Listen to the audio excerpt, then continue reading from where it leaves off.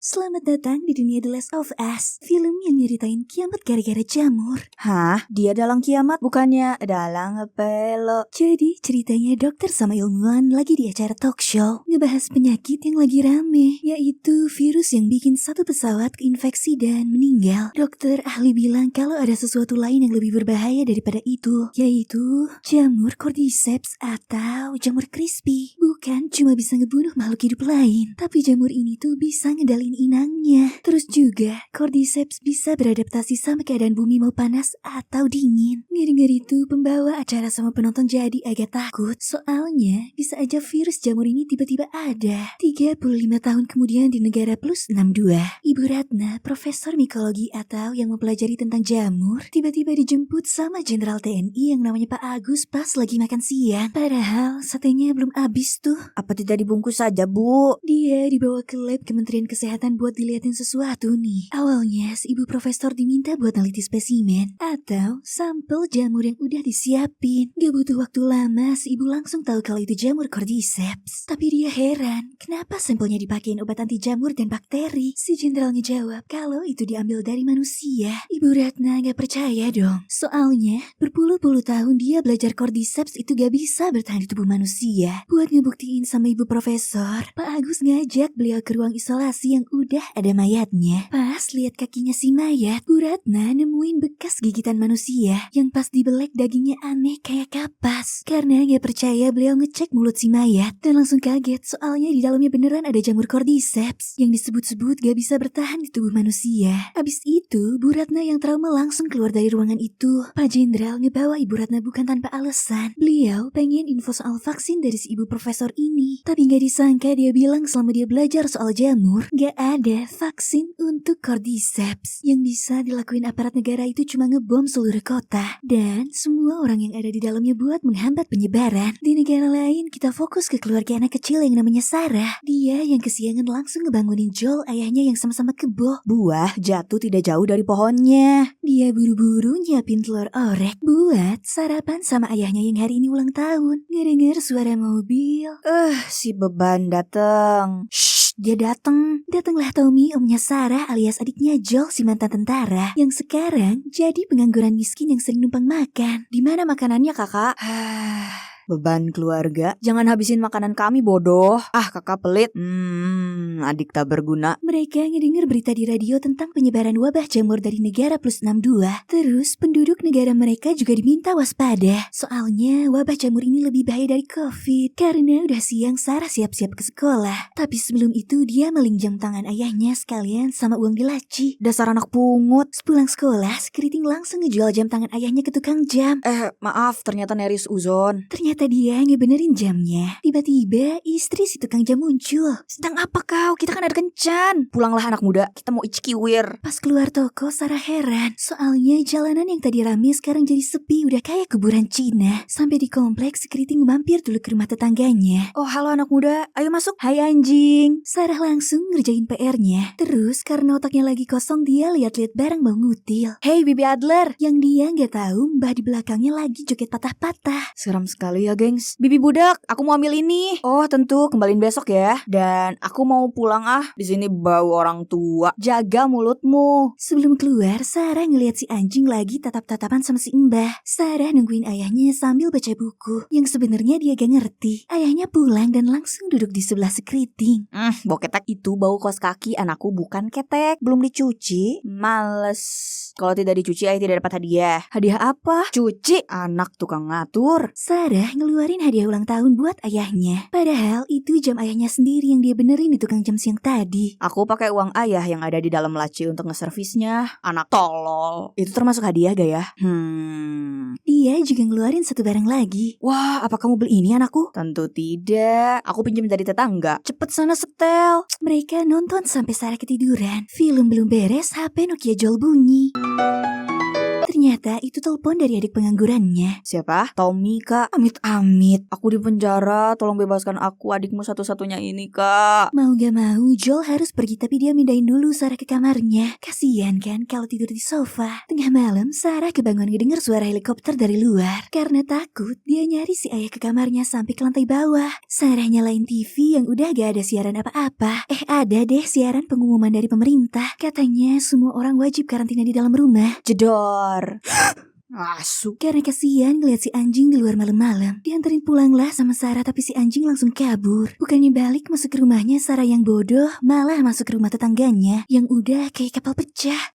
Tolong. Dia masuk ke dapur terus nggak sengaja nginjek darah. Sarah kaget soalnya darah itu asalnya dari kakek tetangganya yang sekarang lagi sekarat. Lagi-lagi bukannya kabur, dia malah nyamperin si kakek. Di sebelah kanan si Kriti ngeliat kalau mbah yang lumpuh lagi nyedot tai kuping Bibi Adler. Dan di mulutnya tuh ada sejenis jamur enoki beracun yang gerak-gerak. Ternyata omongan dokter di tahun 1968 terbukti soal jamur yang berbahaya melebihi virus dan bakteri sampai bisa mengendalikan tubuh manusia. Dengan kata lain, sekarang si Mbah sudah menjadi zombie jamur cordyceps. Ngelihat ada mangsa baru, si Mbah bangun. Mampus kau gadis muda. Terus langsung mengejar Sarah. Untungnya ayah sama omnya datang dan langsung menjabret si Mbah. Karena takut diserang zombie lain, mereka naik mobil buat kabur dari kota ini. Sarah yang takut nanya ayah sama omnya ada apa, tapi mereka juga gak tahu. Ternyata jalanan macet soalnya ada razia wabah. Gak mau diperiksa, mereka ngambil jalan pintas ke pusat kota yang keadaannya udah kacau bingit. Orang-orang yang udah keinfeksi saling serang dan gigi. Terus juga sialnya, mereka ketabrak puing-puing pesawat yang jatuh ngebikin mereka pingsan. Gak lama mereka bangun di mobilnya yang udah kebalik. Joe langsung nyelamatin Sarah yang kakinya keseleo. Kakak, kamu masih hidup? Tiba-tiba mobil mereka ketabrak mobil lain dan kebakar. Tolol, maksudku Tommy, pergilah kakak, selamatkan diri kalian. Padahal tinggal jalan sedikit saja.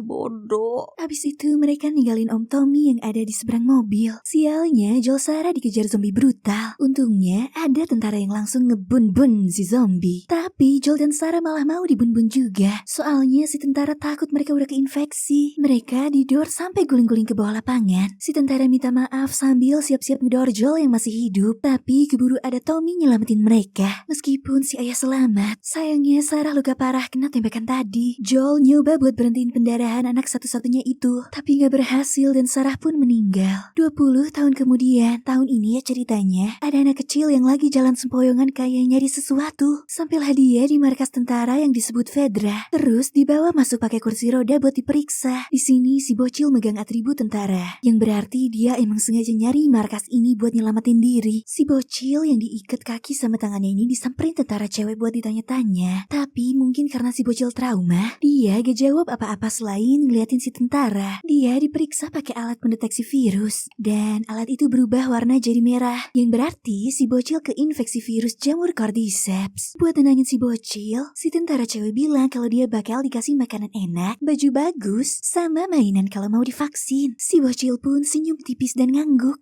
Ternyata si bocil ini tuh disuntik mati. Terus mayatnya dibawa ke tempat pembakaran massal. Ibu-ibu ini mau ngambil mayat dari truk yang baru datang. Pas dilihat dia gak tega soalnya itu mayat anak kecil. Akhirnya, Joel yang udah ubanan bawa mayat si bocil dan dimasukin ke tempat pembakaran. Si ayah sama semua yang kerja ngangkutin mayat dibayar sama pemerintah pakai kartu ransum pengganti uang yang udah gak berlaku. Kehidupan di sini udah kayak penjara. Penduduknya gak boleh keluar area yang udah ditentuin pemerintah. Kalau ngelanggar ya dihukum dari hukuman ringan sampai hukuman gantung kayak gini. Joel yang sekarang tambah miskin jual narkoboy ke oknum tentara buat tambahan penghasilan. Soalnya dia mau rental mobil buat nyari adiknya yang hilang. Abis dapet kartu, Joel langsung pulang dan tidur. Ternyata dia udah punya ayang. Sudah tua bangka ternyata masih laku ya. Paginya dia lihat pacarnya babak belur. Ini hanya luka kecil Kanda. Aku dibegal orang dan kena bom. Joel langsung marah dan mau balas dendam. Tapi si ayang yang bernama Tes ini bilang harus nyusun rencana dulu. Soalnya orang yang ngebegal Tes itu musuhnya yang ngerampok mereka dulu. Rencana udah ada. Mereka langsung berangkat buat nyari informasi. Anak buahnya bilang kalau si musuh bakal ada di suatu gedung deket situ. Jadi pasangan kekasih ini ngambil jalan pintas lewat kereta bawah tanah yang udah terbengkalai buat sampai ke tujuannya. Setengah tengah jalan, Tess nemuin mayat yang udah keinfeksi dan berubah jadi manusia jamur di dinding. Kaget ya? Sama Neri juga. Ini nih yang bakal terjadi kalau si zombie jamur gak nyedot saripati kacang ijo. Maksudnya manusia. Di tempat lain, Marlin, si ketua geng pemberontak yang disebut Firefly, cabang QZ Boston, ditanya bawahannya. Soalnya sandraan mereka yang dijaga ketat gak tahu kenapa. Duh, serius sekali Anda. Kalian berdua bersihin WC kantin? Dua orang anggota figuran langsung keluar. Terus Merlin ngobrol sama anak buah kepercayaannya.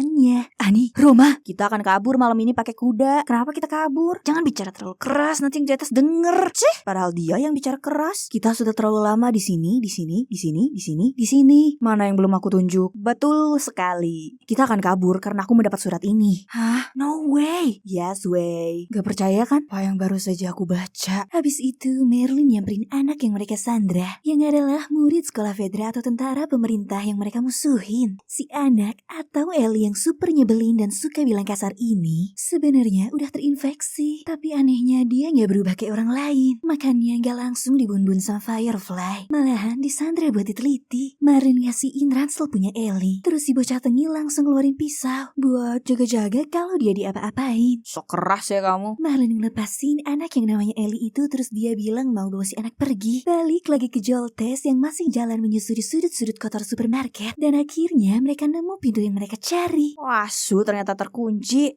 Apakah kamu mencium sesuatu, Bunda? Bau amis kan, Dak? Pas mereka lihat ke bawah ada darah yang keluar dari selah pintu. Tess jadinya bisa ngebuka pintu dengan gampang. Mungkin tadi dia caper kepada suaminya. Holy shrimp. Di balik pintu ternyata ada mayat musuh mereka sama semua anak buahnya. Joel ngintip di lorong sebelah ada dua cewek. Dia mau nyamperin tapi tiba-tiba Wah, gebruk. Au. Joel, Merlin, Ellie, berisik kau beban. Tess datang, terus Marlin yang ternyata teman lama mereka minta tolong supaya Joel sama dia bawa Ellie ke markas Firefly cabang barat. Soalnya dia sama Kim luka dan gak mungkin bisa ngelanjutin perjalanan. Pas para orang tua lagi ngobrol, si bocah tengil mau ngambil pisaunya yang diinjek Joel. Ditodong dong sama dia. Anak kecil tidak boleh banyak tingkah. Marlin sama Kim balik nodong Joel. Tess nodong dua Firefly. Jadi todong-todongan deh. By the way, seberharga itu ya Ellie ini buat Firefly sampai jangan dilukai. Marlin janji mau ngasih imbalan apapun yang Joel Tess mau. Asal mereka nganter Ellie ke markas dengan selamat. Alhasil si pasangan setuju dan ngebawa Ellie ke rumah mereka buat istirahat sebelum pergi. Hari udah gelap. Tentara Fedra yang jaga malam pada siaga. Tapi Joel Tess sama Ellie yang lewat selokan gak ketahuan. Sampai pas udah deket pagar benteng, ada tentara lagi pipis. Hah, suara apa itu? What the fuck?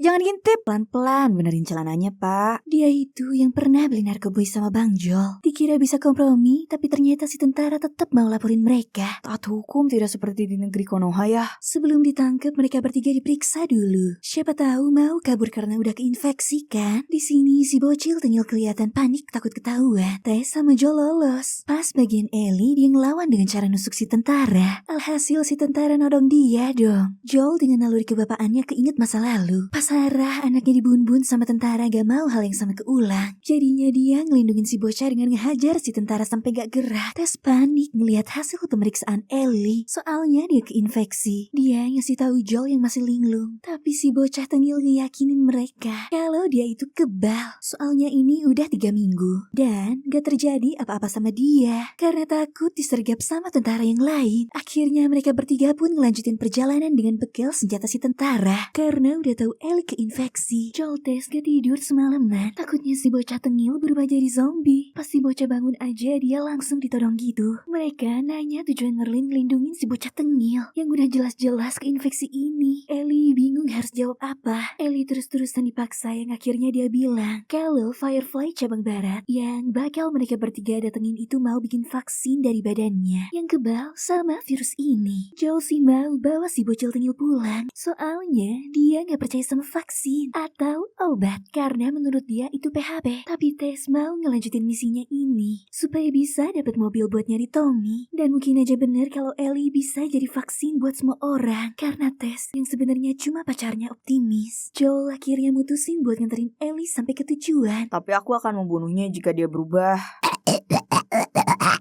Bacot. Ya, maaf. Mereka lanjutin perjalanan. Cuman jalan pintas yang mau mereka lewatin udah keruntuhan bangunan. Jadinya mereka lewat jalan lain deh. Sambil jalan, Tess nanya-nanya kenapa Ellie bisa digigit zombie. Terus si bocah cerita kalau waktu dia ya emang dasarnya tengil, nyusup ke mall yang udah ditutup padahal udah dilarang. Katanya sih mau lihat isinya kayak apa. Soalnya kan belum pernah ke mall. Kasihan sekali ya generasi jamur ini. Pas di dalam dia malah dikejar zombie terus digigit. Tapi untungnya dia nggak berubah dan ditampung sama Firefly buat diteliti. Di sini Tess salut sama Ellie. Meskipun tengil, tapi dia berani ngadepin itu sendirian. Dia juga ditanya soal keluarga sama ayangnya. Terus si bocil tengil ngejawab kalau dia yatim dan jomblo. Apakah kalian mencium bau bangke Bagong? Tess langsung ngeliat ke Joel di belakangnya. Pasti kentutnya. Habis jalan berapa lama, mereka masuk ke hotel yang bakal jadi jalan pintas lain mereka. Meskipun udah berubah jadi empang. Apakah airnya dalam? Tidak, ini dangkal. Plung,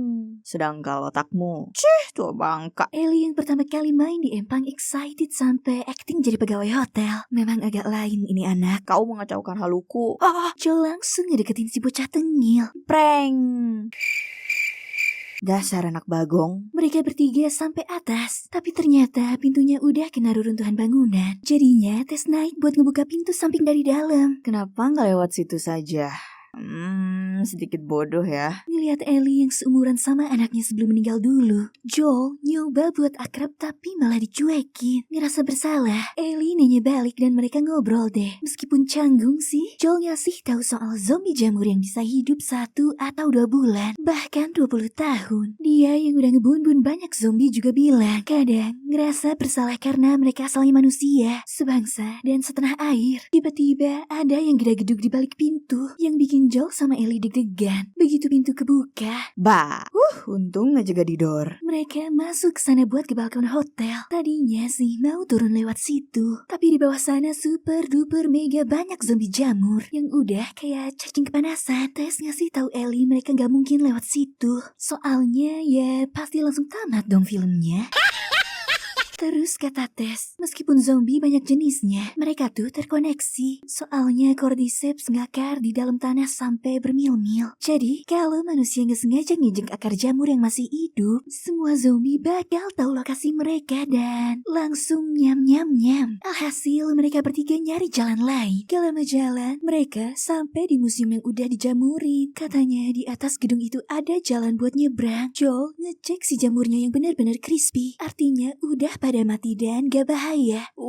Sudah matang ya. Mereka masuk hati-hati. Siapa tahu ada zombie kan di dalam sana. Tapi bukannya zombie yang mereka temuin. Malah mayat yang masih baru ngebikin Ellie, Tess sama Joel kaget. Dilihat dari lukanya sih, si pasangan langsung tahu jenis zombie apa yang nyerang si mayat. Mereka pun nyuruh si bocil tengil buat tutup mulut, terus ngelanjutin jalan ke atas dengan super hati-hati. Di situ kelihatan banyak banget mayat zombie yang udah pada crispy karena dibakar. Pas sampai di lantai atas, Tess sama Ellie hampir aja ketindih reruntuhan. Tapi untungnya mereka keburu masuk karena suara berisik itu muncul deh 2 zombie kepala jamur yang suaranya agak mirip toke. Si pasangan sama si bocil tengil langsung sembunyi di balik lemari kaca. Joel ngasih tahu Ellie buat gak berisik. Soalnya si zombie ini meskipun gak bisa lihat, tapi mereka punya ekolokasi. Bisa tahu jalan sama makanannya cuma dari suara gitu. Si bocil tengil yang baru pertama lihat kaget sampai ngeluarin suara. Anak asu. Gara-gara itu si zombie nyerang mereka. Joel langsung dor. Tapi si zombie ngelawan. Otomatis Tess, Ellie lari yang sialnya mereka malah nabrak tiang baju.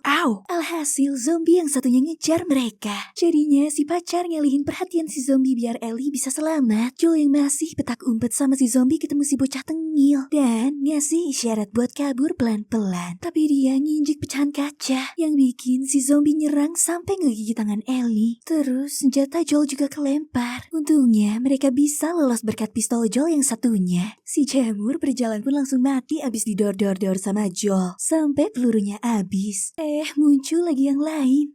Zombinya tidak tahu jeda kah? Tapi untung ada Tess yang ngebacok si zombie. Abis itu si pacar ngambil senjatanya dan ngebun-bun si zombie. Akhirnya mereka selamat meskipun kaki Tess keseleo dan Ellie kegigit zombie. Pas udah nyampe atap, buru-buru Joel ngebantuin pacarnya yang alias Leo. Cuma bentaran aja sih, soalnya dia disuruh nenangin Ellie yang udah nyebrang duluan ke gedung sebelah. Sedangkan Tess kayak kelihatan sedih, terus dia langsung ngejak Joel sama si bocah nerusin perjalanan mumpung masih siang. Sesampainya di markas Firefly cabang barat, mereka bertiga nunggu lama sampai kesemutan, tapi gak lihat siapa-siapa di sana. Akhirnya Joel inisiatif buat ngecek dan ternyata gak ada siapa-siapa di mobil Firefly. Apakah ini penipuan? Mereka yang bingung langsung panik pas ngeliat ada zombie yang udah bener-bener mati di bawah mobil. Tess langsung ngebawa Ellie masuk ke gedung markas. Dan oh my god, ternyata semua anggota Firefly udah meninggal gara-gara ada yang keinfeksi. Beda sama Tess yang paniknya di petunjuk. Siapa tahu ada jalan lain. Joel pasrah dan ngajak pulang. Tapi ayangnya malah marah-marah gak mau. Dia bilang kalau dia udah keinfeksi sambil nunjukin lukanya yang digigit zombie pas di museum. Sambil gemeteran, dia ngeliatin luka di tangan si bocah yang udah sembuh. Tess ngeyakinin Joel kalau Ellie bener-bener bisa jadi harapan buat nyembuhin dunia. Karena waktunya gak banyak, Tess ngasih permintaan terakhir ke Joel buat ngebawa Ellie ke temennya, yaitu Bill sama Frank di kota lain. Dia yakin mereka punya solusi buat Ellie. Joel gak mau dong. Gak mungkin dia ninggalin Tess yang udah 20 tahun sama-sama gitu aja. Tiba-tiba zombie di belakang mereka gerak. Joel yang sigap langsung ngebun-bun si makhluk jamur. Tapi sialnya, si zombie megang akar jamur yang bikin bangsa zombie di tempat lain pada bangun dan nyamperin si pasangan sama Ellie. Tess gak punya pilihan lain buat nyelamatin pacarnya sama si bocah tengil selain ngebakar gedung ini pas para zombie masuk. Dia numpahin semua bensin sama granat yang ada di situ. Terus minta Joel pergi. Bahkan di saat-saat terakhir gini Tess gak bisa meluk si pacar. Joel yang sedih akhirnya ngebawa Ellie kabur lewat belakang. Meskipun si bocah tengil gak mau ninggalin Tess. Sambil gelisah dan sedih, Tess berusaha buat nyalain korek. Sampai para zombie masuk, si korek masih gak nyala. Jadinya dia ketahuan sama satu zombie terus disamperin. Untungnya di saat-saat terakhir si korek nyala dan dia ikut meledak bareng semua zombie di dalam gedung itu. Joel Ellie yang ngeliat itu sakit hati soalnya Tess ikut ke bun-bun. Udah jalan sekitar 10 mil, Joel Ellie sampai di hutan. Joel ke sungai buat ngambil dan nyusun batu-batu biar bisa lebih tenang karena udah kehilangan pacarnya. Yang dimana batu itu juga sebagai simbol pemakaman buat Tess. Abis itu dia makan sisa dendeng kering. Gak lupa juga ngasih Ellie meskipun sedikit gak ikhlas. Si bocil tengil minta Joel buat gak nyalahin dia. Soalnya semua yang terjadi ini emang bukan salahnya. Tapi ya emang salah Joel yang mau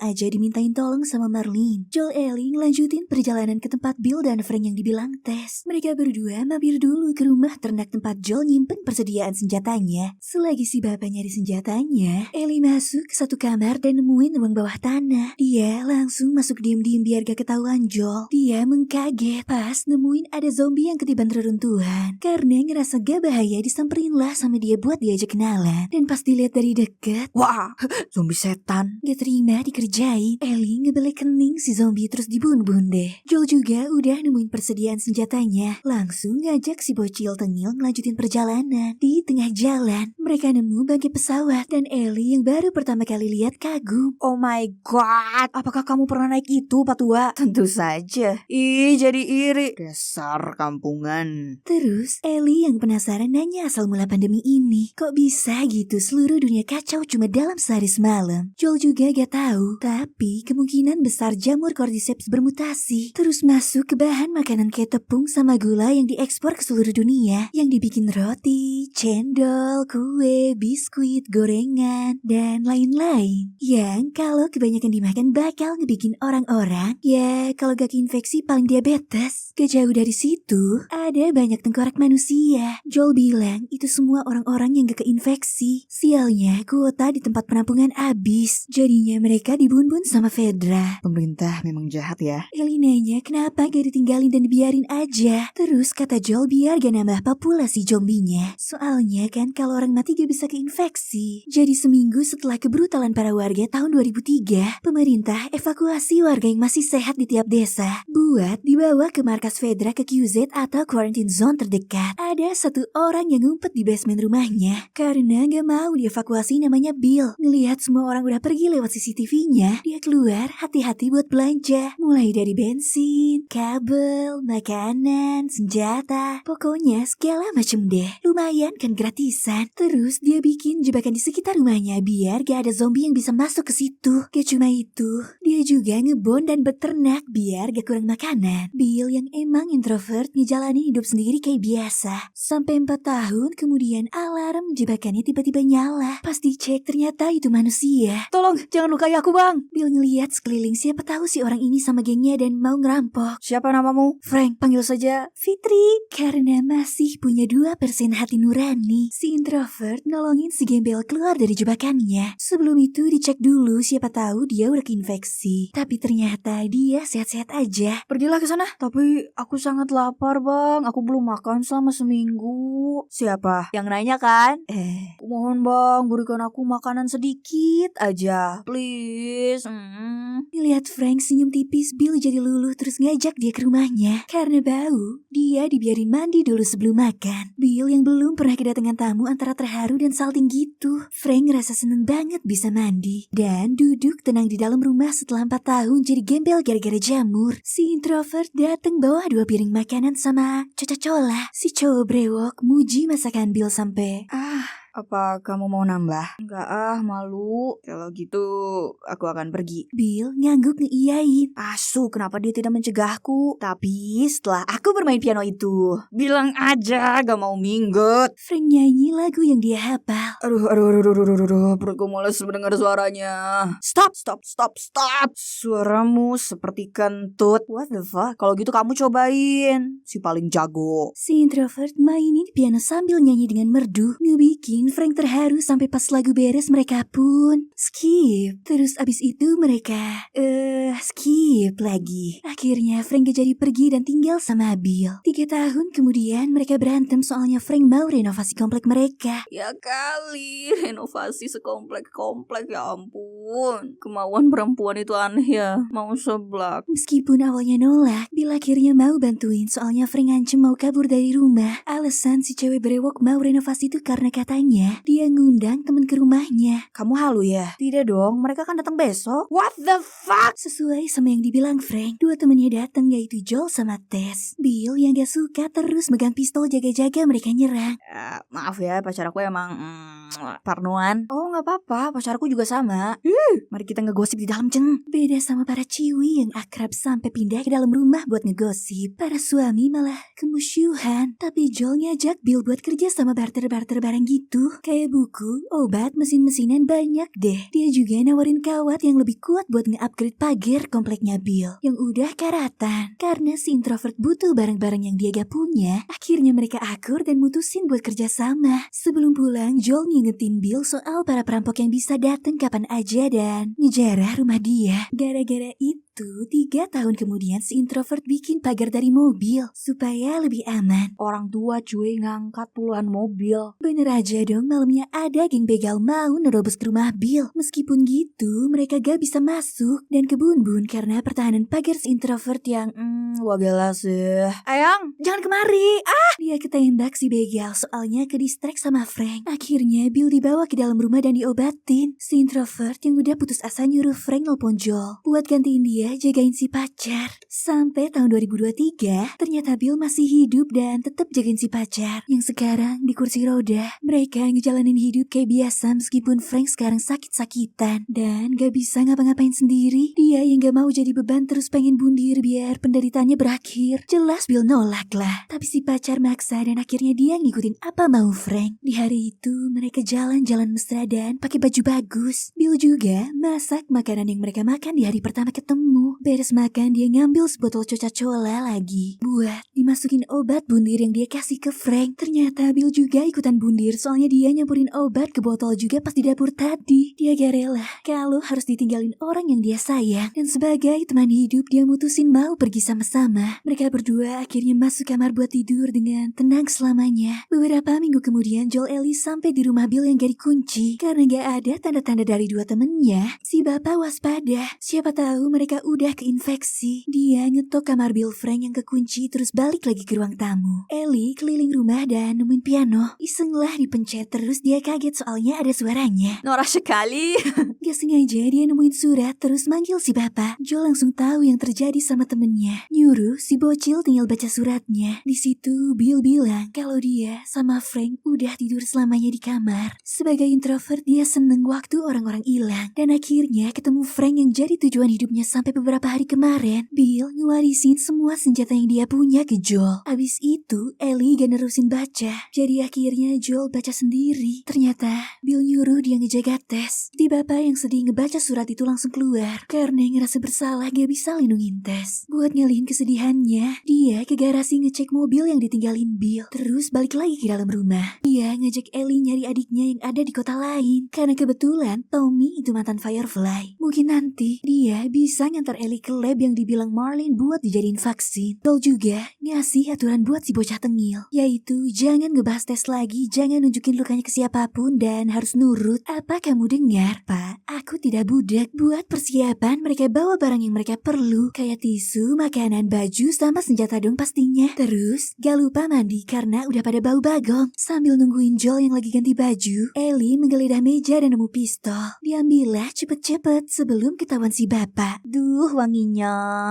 Semua udah siap, mereka pun naik mobil. Si bocah tengil yang Nora kesenengan. Soalnya bisa naik kendaraan bagus. Gak usah udik. It's my dream, Pak. Mereka akhirnya pergi dari rumah itu dan nerusin perjalanan buat nyari Tommy si beban keluarga. Penasaran tantangan apa lagi yang bakal dilewati Ellie Joel? Tunggu kelanjutannya di channel Neri ya.